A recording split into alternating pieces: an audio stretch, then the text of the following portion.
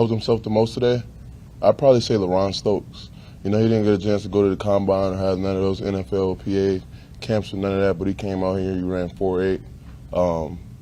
He benched 23 reps, and every drill just looked smooth and fluid like he'd been doing it the whole time that we were training. So I would say he surprised me the most out of everybody here. Sure. What do you think was the most important thing that you showed either at the Senior Bowl or the NFL Combine? Right. Honestly, everybody thought that I was going to run 5 flat, 5.1. So I guess showing them that I was able to run 4.8 while also pulling my hamstring, I'd probably say that was probably big for me. But not only that, I would say going to the Senior Bowl and just dominating all my competition and just showing them the player that I could be and would be. What can you do from here on out, you know, just putting your best foot forward Right. in terms of being a guy that didn't get to go through drills? Can you hold your own pro day, or thinking about doing anything like that? Oh, yeah, my agent and my manager are going to be the ones doing all that stuff. I'll probably have my own pro day if teams see that I need to do that, but I don't really know how that process is going to go so far. I still got to get an MRI and stuff like that, for sure. Since the combine, have there been any NFL teams reaching out and playing with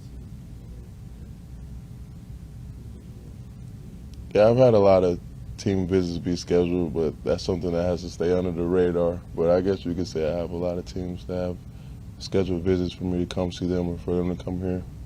When you go through those meetings with teams, what are they telling you about the way that you fit Right. in the NFL, and how do you feel like maybe you fit differently in the NFL than, for instance, what you did here last year? Right, they're telling me that they want me to play mostly 3 technique and defensive end.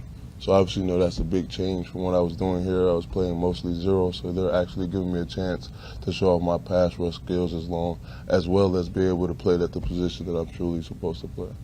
Have you done much of that in the past, and what are your feelings about doing more of it? I played defensive end my whole high school career, and I played 3 technique at my junior college. Coming here was the first time that I actually played the nose tackle position 24/7.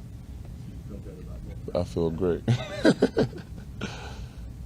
the jacket on, and I've heard you on with I think it was Gabe and Teddy. Right. Right with them recently. Right.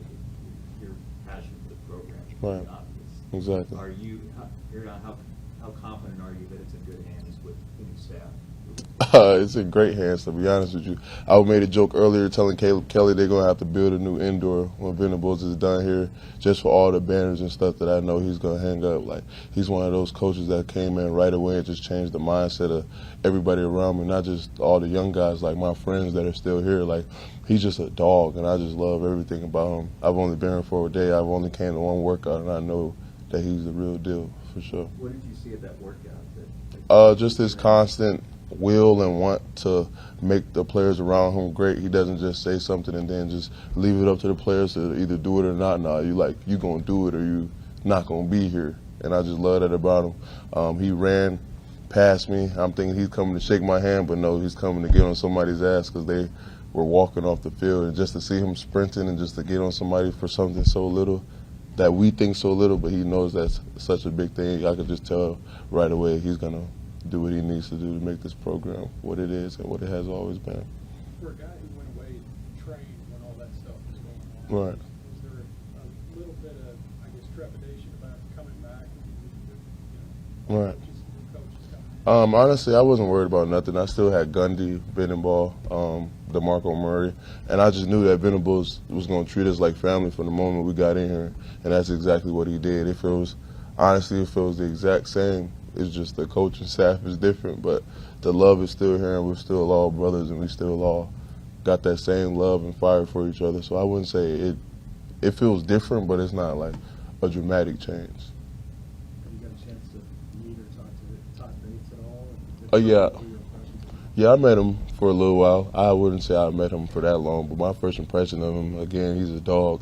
He's one of those coaches that's going to come in and push all the players around him in the room to be successful, and he's not taking mediocre for answers like either you get on the train or you get off the train. That's what I took from him. You think they have more of a defensive mentality? Now, The coaching staff, yeah. I wouldn't say a defensive mentality. I would say a winning mentality, and they're a bunch of coaches that just not only are they saying these things, but they're putting forth action and make the players do these things.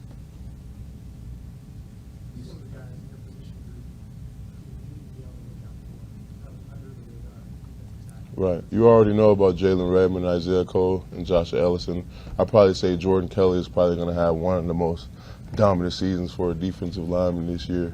You just have to sit back and watch him go to work. Who was the coach after the game? Was it Thibodeau at the Alamo Bowl? You had that moment? Oh, yes, sir. Yes, sir. So you kept in touch with him? Right. Yeah. Still to this day, I talk to Coach Tibb every day. Yeah. What about Kane? Right. Yeah, my relationship with Kane is amazing. I talk to him every other day, here and there. Grinch, our relationship is cool. I talk to him every once in a while, just seeing how he is, stuff like that, but nothing too crazy. What was the process like for you to decide whether or not to play in the bowl game? Right. After you made that decision to opt out, Right. why was it? I would say the decision, at first it was kind of hard, but once I realized that none of the coaches were going to be there, and we were hearing word that none of our position coaches were going to be there, it was all GAs, me and all the other players just thought it would be best to just sit out and just make sure we take care of our bodies and get that extra rest needed to get us ready for the process at hand. And then for you wanted to actually be there at the game? Them just my dogs, and I just wanted to see them go out on a high note, just knowing what had happened in the weeks previously, and I just wanted to be there and just be able to support them. But I didn't want to be front and center because it was their moment, and I didn't want it to be shined upon in my light. I wanted to be the newcomer of the new generation and the new defensive line, so I just felt like it was needed for me to be there and to support them. For more information, you can visit TulsaWorld.com.